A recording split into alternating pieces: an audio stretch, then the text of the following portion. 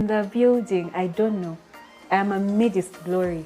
I don't know where to begin from because I have a queen here.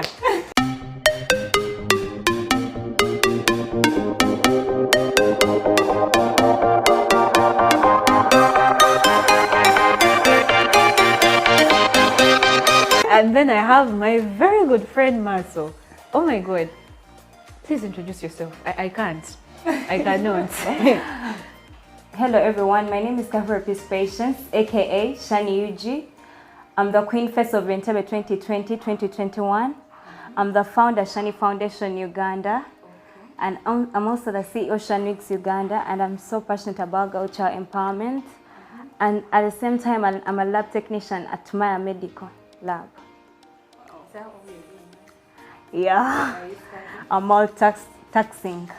Are you studying? I'm enrolling soon. We shall come back to the part where you're doing a lot of things. So I had the part where you say you are, first you're a queen, Yes. of Entebbe, Yes. and you're a lab person.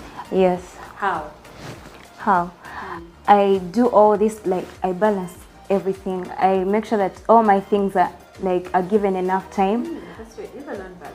Yes. I don't think I'm balanced. I'm asking myself, how does a person in the sciences now showcase in the arts? In the arts, yeah. Because I've also seen you modeling. I've seen some of your pictures. I Yes. researched you before you came here. So I've seen some of your pictures and your modeling.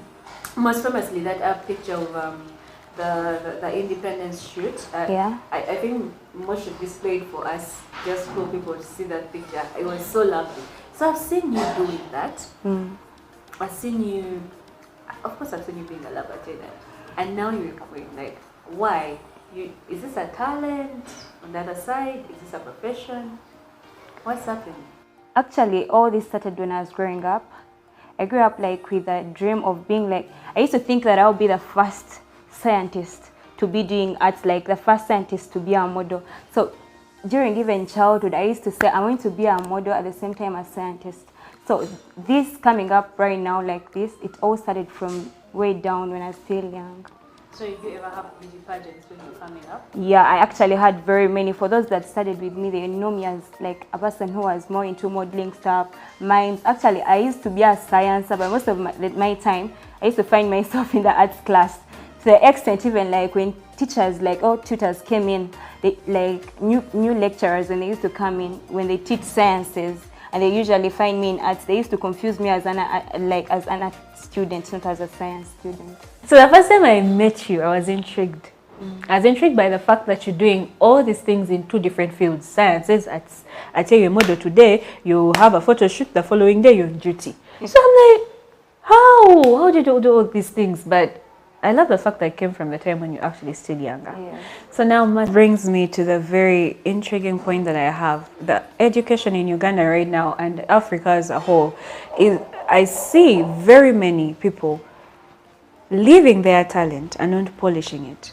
True, If someone wants to be a musician, they would start all the way from primary being a musician. You go to music school, you learn different instruments, you polish your talent. Yeah. Why do you think that is an aspect that is so in Africa? Because I've seen it in the Western world where if a child wants to be a footballer, they're already enrolled somewhere. Yeah, true, they're enrolled and they're allowed to polish their talent. By the time they become big, they're playing for professional teams. So why is it that people here choose not to do that? I want to hear from you. Maybe also the other thing, the way people in our countries, the way they look at talents. Also that makes our parents look at talents there is no income you're going to get out of talents. Very true. Because right now you may look at an upcoming artist, those guys are not earning anything. But what if those guys went to school or they studied to an extent of bachelors or what, they earn that money, and when they earn that money, that's the money that they use to push themselves. So I think also our parents are somehow right to first push us to go through education, then after we can proceed with our talents. Because our talents are in Africa, they are not they don't look at them as something. A person who's going to the parliament to sing is not going to be given the same money as a minister. Yet outside Uganda or the world, the Western world, people are given a lot of money just through their talents. They play footballs, they educate their children on just using football. But here it's not the same cause. So in Africa, it's not a source of income. Yeah, it's not a source of income. I see it. So when you look at the industry of entertainment as a whole, even looking at the idols that you're looking at right now, you feel like we can start raising children to accept who they are from the word who go. they are. Yes. Would you raise a child that way? Yeah. Would you still go into the system of you have to go to high school, then you go to university, or you'd literally tell them, you know what, if you want to be a musician, let's go this direction? As me, what I would do for my child, I'll make her or him balance the two. Because also, like, I used to balance the two because I used to go for modeling courses at the same time I was going for medical labs. Like, I'll make my child balance. Because if I'm to look at the economy and the way people we are living our life in Uganda today, someone needs to balance the two in order to push the other. Because you never know, you can push your talent, but to an extent, where your talent is not going to push you somewhere, but it's your not putting education food on the is going table. to put food on your table, and the food on the table from the career is going to give the food on the table of that talent. Okay, so you work this other side to push your talent. Yeah, basically. To get back to you, Queen of Entebbe. Yes. How is the pageant world? It's fun. What would you tell a person who wants to go in? Just go for it. There is no one who's going to define you. You define yourself. Because usually when you're starting, like, entering the pageant competition, you're going to meet very beautiful women. But you're unique and you're different from each and every one. Is there a particular requirement, ka size, ka height? Actually, pageantry, there is no size. Because every woman, like, is a model to some other woman in the country or in the world. Wait, that's what modeling is about. You're a model to someone else. Yeah, like, modeling is like you're an example of someone. Like, you're an example of some mannequin out there. Yes. Okay. Not like pageantry was about small girls. No, because there is some other woman in the community that looks like Rose. Same size, same everything. Yeah. So you like can be a model to the plus size. So women. what pageants are common in Uganda, and which ones would you really tell someone who felt like they always wanted to do this?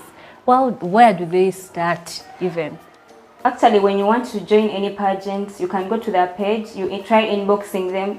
Some may not reply you. You have to look like, at least you look for like a beauty queen that was once there. Try inboxing them so they will help you through, like, get you to the CEOs, to the bosses of that pageant. It depends on the pageant that you want. Oh, yeah, give me a list of, because I don't know that much pageants in Uganda. We have Miss Tourism Uganda. We have also Miss Uganda. We have Miss Elite. We have very many pageants actually. Regions? I think Western. Western, Bukedia, very many regions. Queen. You're shining everywhere. We've been seen now your glories. So what I really want to ask you now, because for you, you're balancing all these things at a go. You've not let go of any one of them. You're still. Do you see yourself taking what if you get to a point where you're taking a direction, probably in pageantry or modeling all the way, and now that has become a career of its own? How about the sciences? How about medical lab? What will happen to that? Because I feel like you want both the two. Can someone have it all? Yes, you can have it all. Thank you very much, Patience. This was one of the best things I've ever discussed with you, and I am so proud of you. Both of you, Mama Robzani. Best of Entebbe. Thank you very much, guys. So, all said and done. All said and done. Yeah. Coming from your point of view, what's the last words you'd give to my viewers, our viewers? Okay, what specifically I'm going to talk to the youth, because actually I'm so passionate about the youth, because they're the people that really need us right now. So I want to tell the youth out there, believe in yourself. No one defines you, define yourself. If you want to be a powerful woman, no one is going to wake up in the morning and tell you that you're powerful. Actually, the people around you are the number one people that are going to make you feel low. But believe in yourself, go for what you want, you will win. Thank you. Where should we find more of you? Oh, if we are not done. All right. If you want to know more about me, you can meet me on my social media handles. Instagram, Shannie UG at Kahura Peace Patience. Facebook, Shannie UG. YouTube, Shannie UG. Twitter, Shannie UG. And the Shannie with a double NIE. Yes. Thank you. I'm looking forward to this video. Interesting.